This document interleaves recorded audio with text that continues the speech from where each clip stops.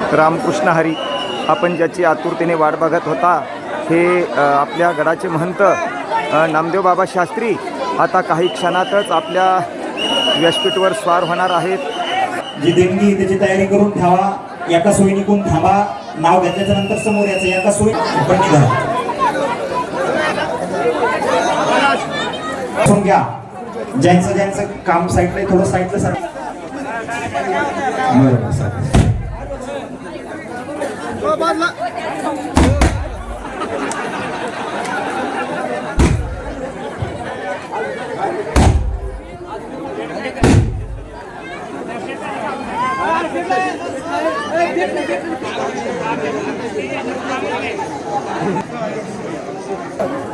भगवानगड स्थापन होऊन आपल्याला चालू वर्ष हे 75वं वर्ष आहे. अमृत महोत्सव. आणि त्या अमृत महोत्सवामध्ये आपले ज्ञानोबाईंच्या मंदिरासाठी एक दगड जातोय, सोना जातोय, वीट जाते, काही ना काहीतरी आपल्या गावातून जातो. या परिसरामध्ये बोरकिली नंतर तुम्ही भाग्यवान आहात आपल्याला कळालं पाहिजे. आणि अमृत महोत्सवी वर्षामध्ये फुले फुलाची पाकळी आपण देतो, द्यायलाच पाहिजे. कारण की कुठलाही धर्म असो तो दानावर टिकलेला असतो. मुस्लिम धर्म असू द्या, आपल्या गावामध्ये मुस्लिम बांधव आहे, मस्जिद बांधतात, कोणीतरी देतं म्हणून मस्जिद तयार होते ना, जोपासतात. बाहेर तर सोन्याच्या मस्जिदी दिलं गेलेलं आहे. म्हणून आपण हिंदू आहोत, सनातनी आहोत. आपल्या धर्मामध्ये धर्म टिकवण्यासाठी काही ना काही, जसं आता 7 दिवसाचा सप्ताह चालू, कोणीतरी पंगत दिली, कोणीतरी वर्गणी केली, मग मोठे मोठे दाते आले, त्याच्यामुळं हा सप्ताह टिकला. आणि या सप्ताहामध्ये मोठे मोठे कीर्तनकार आले आपल्या गावामध्ये. आणि येणाऱ्या पिढीला व्यसनमुक्त करण्यासाठी त्यांनी उपदेशही दिला. मागच्या वर्षी आपल्या 2 वर्षापूर्वी आलतो मला वाटतं. आणि त्यावेळेस तुमचं महत्वाचं काम चालू होतं बाबाचं. सगळ्यात मोठी गोष्ट अशी आहे, जगात तुम्हाला कुठेही जायची गरज नाही. जिथं विठ्ठल रुक्मिणी आणि भगवान बाबा आणि हेच तीर्थक्षेत्र आहे. तुम्हाला कुठंच दर्शन घ्यायची गरज नाही, कुठंच जायची गरज नाही. हे लक्षात ठेवा. आपलं गाव हे भगवान बाबांच्या मूर्तीमुळं तीर्थक्षेत्र झालेलं आहे. फक्त माणसाचा जो वाकडेपणा आहे, जे खळाची ती वेगवेगळी जरा डोंगर गावात असल्यामुळं सोडली पाहिजे. बसा भवन महाराज त्याला बसायला खुर्ची द्या. खाली बसता येत नसेल तर खाली बसू नका, खुर्चीवर बसा. पाया पडायचं आहे का? बर.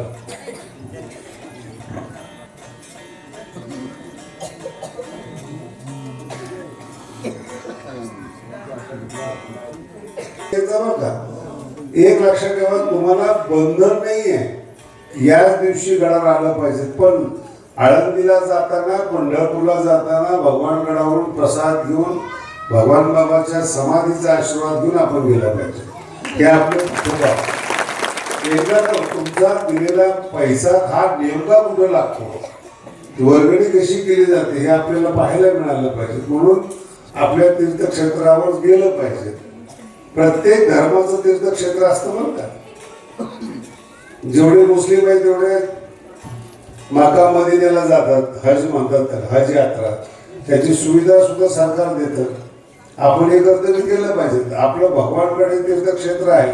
वर्षातून एक वेळ कोणत्याही वेळेस पुण्याला जाताना रस्त्याने लागते. औरंगाबादवरून न जाता आंबडवरून जर तुम्ही पुण्याला गेलात तर पाडळ शिंदेहून आपल्याला रस्ता लागतो. इकडून गेला तरी रस्ता लागतोय. आपलं सगळं आणि मोठा रस्ता तयार झालेला आहे. म्हणून आपण सगळ्यांनी भगवानगडावर या. ज्यांनी दिले नसतील त्यांनी आज द्या. कारण की ते कर्तव्य आपल्याला देणं. काही फुल नाही, फुलाची पाकळी भगवान बाबाला देऊन परिवर्तन आपल्याला पाहायला मिळेल. आणि पुन्हा एकदा ज्यावेळेस आमचा विषय झाला, हे काही 40-45 गावं आहेत, ज्यावेळेस मंदिर माझं पूर्ण तयार होईल, सगळ्या परिसरातल्या गावांना आपण निमंत्रण यात्रा काढू. की तुम्ही आमच्या उद्घाटनाला या भगवान बाबांच्या ज्ञानेश्वर. आणि एक दुसरं महत्वाचं बरं का, मला एवढा अभिमान आहे, रेकॉर्डिंग चालू असताना तुम्हाला बोलतो, 700 वर्षामध्ये पहिलं ज्ञानेश्वर महाराजांचं एवढ्या मोठ्या दगडातलं मंदिर ऊसतोड कामगारांनी शेतकरी बांधले. पहिलं बरं का, 700 वर्षात नाक आहे ते. ज्या ज्ञानोबांची ज्ञानेश्वरी ते अक्षर सोडण्यासारखे आहेत. आणि त्या ज्ञानोबांचं पहिलं दगडी मंदिर. आधी एवढे मोठे दगड तुम्ही पाहिले असतील, पांडुरंगाच्या मंदिराला सुद्धा एवढा मोठा दगड नाहीये जेवढा मोठा आपण भगवानगडावर वापरतो. त्याला कारण शेतकरी आणि ऊसतोड काही व्यापारी वगैरे श्रीमंत वगैरे नाहीये, हे लक्षात ठेवा. म्हणून 25 कोटीच्या मंदिरामध्ये आपला खारुताईचा का होईना वाटा असावा. आणि त्या निमित्ताने माझं येणं पण झालं, असा आलो नसतो मी. कारण की 2 प्रकार आहेत, कीर्तनकार वेगळे असतात आणि विकास करणारे महाराज मंडळी वेगळे असतात. कीर्तनकाराचं कसं असतं, मंडप तयार असतो, त्यांनी येऊन फेटा बांधायचा, कीर्तनकाराचं निघून जायचं. पण इथले जे नियोजन करणारे असतात ना, त्यांना महिनाभर अगोदर तारखा घेणं, मंडप तयार करणं, तारखा जेवण तयार करणं, सगळं बॅकग्राऊंड तयार करणं, हे संयोजक वेगळे असतात. संयोजकाला कीर्तन येत नाही म्हणून कीर्तनकार बाहेरून आणावे लागतात. एवढंच बोलतो, पैसे देऊन आणावं लागतात असं नाही म्हणतो, बाहेरून आणावे लागतात. तसं महाराजांमध्ये सुद्धा प्रकार आहे. काही महाराज मठ चालवतात, अन्नदान करतात, काही महाराज शिकवतात म्हणून कीर्तनकार तयार होतात, काही महाराज नियोजन करतात, सप्ताहाचं नियोजन करतात मोठ्या मोठ्या, काही महाराज फक्त कीर्तनच करतात, काही महाराज काहीच करत नाहीत.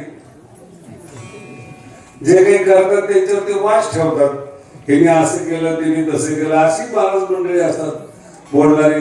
काहीच करत नाही आयुष्यात, करणाऱ्याला बोलतात ते. तर संसारामध्ये पण तसं, एखाद्या परिवारामध्ये कर्तृत्ववान पुरुष जन्माला येतो आणि तो घराचा उद्धार करून जातो, श्रीमंत करून जातो.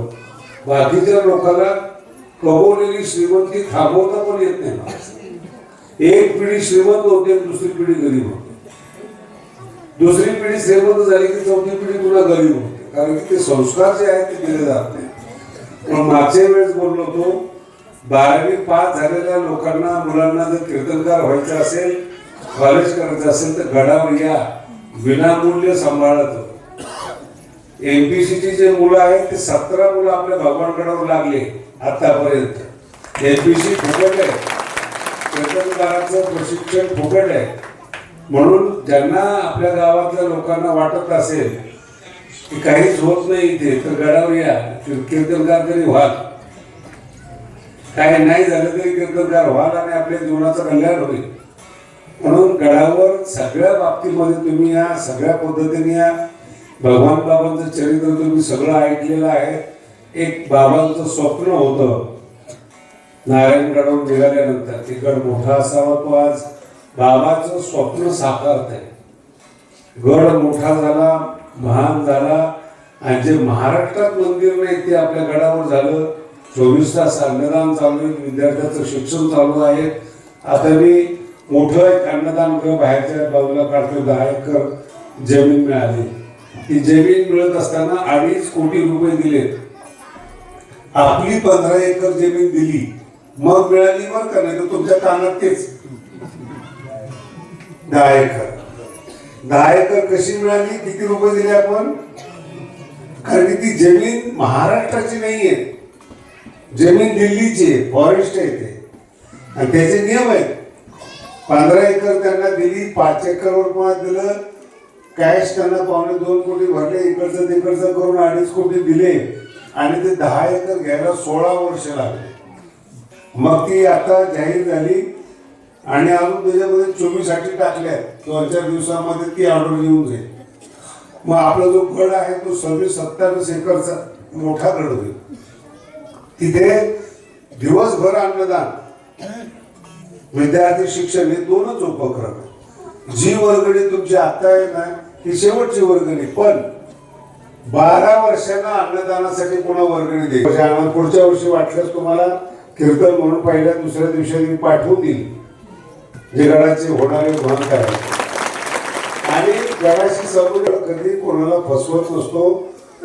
पाया आहे, अज्ञान आपलं मूळ कमवून आहे. हे भगवान बाबांचे 2 सिद्धांत मुख्य आहेत. ज्ञान कमवा, शिक्षण घ्या आणि आपल्या जीवनाला मोठं करा. पण आपल्या सगळ्यांना पुन्हा अमृत महोत्सवाचं निमंत्रण आहे. पुढच्या वर्षी महंत येऊन तुम्हाला कीर्तन करतील आणि मग छानपैकी तुम्हाला निमंत्रण देतील. अजून काही शंका विचारायची असेल तर वेळ आहे, बोला. त्याने ही संधी खूप मोठी वर. अमृत महोत्सव, अमृतसाठी दान करणं, माऊलीच्या मंदिरासाठी दान करणं फार मोठं. आता हे तुमच्याकडे नवीन आहे, आमचा विषय झाला. कवी हे भगवानगडाला असं नाही, त्यांचं नावच ठेवलंय ऐश्वर्य संपन्न. काही कमी नाही गडाला, तरी पण आपलं कर्तव्य आहे. गंगेचं पाणी गंगेतच आपण सूर्याच्या निमित्ताने अर्पण करत असतो, तसं भगवंताचीच संपत्ती भगवंताच्या निमित्ताने आपण थोड्या आयुष्यात देत असतो. आणि जर देता येत नसेल ना थोडंफार सुद्धा, जन्म घेऊन सुद्धा काही फायदा नाही. कर्तृत्व पाहिजे आपल्या अंगामध्ये, मोठेपण आपल्या अंगामध्ये पाहिजे. दिवसभर 1.5 लाख लोक दर महिन्याला भगवानगडावर जेवतात, दर महिन्याला. किती आहे? आणि मंदिर जर तुम्ही बघितलंय कसं चाललंय, काय चाललंय, हे आपलं भाग्य आहे. आणि त्या महायज्ञामध्ये आपल्याला एक आहुती टाकायला मिळते, आपण भाग्यवान आहोत. आणि बाकी जे काही मी चांगलं बोलतो ज्ञानेश्वरी वगैरे, तुम्ही तुमच्या घरात, मी तर तुमच्या ताब्यात आहे. युट्यूबला काढलं, जेव्हा ऐकायचं बटन दाबलं, शास्त्रीची गप बसलं की मी गप बसतो. बटन कुणाच्या हातात आहे? तुमच्या हातात आहे. चालू म्हणलं की चालू, बंद म्हणलं की तुम्हाला बटन बंद केले की बंद. पण ती ज्ञानेश्वरी आपल्याला ऐकायला मिळते. पुस्तकं आहेत, पुस्तकं खूप हार्ड आहेत, जास्त शिकलेल्या लोकांसाठी ते आपण पुस्तक. म्हणून ती इथून पुढे भगवानगड प्रत म्हणून प्रसिद्ध आहे. कुठली प्रत आहे? भगवानगडाची सार्थ ज्ञान आहे. आणि पारायण प्रत सुद्धा आपली निघणार आहे टायपिंग झाल्यानंतर. म्हणजे पारायण सुद्धा ज्ञानेश्वरीचं करायचं असेल तर भगवानगडाच्या प्रतीनं पारायण करायचं. सारे दर्शन झाल्याशिवाय जात नाही, तुम्ही टेन्शन घेऊ नका. एका बाजूने या आणि एका बाजूने जा. भगवान बाबा की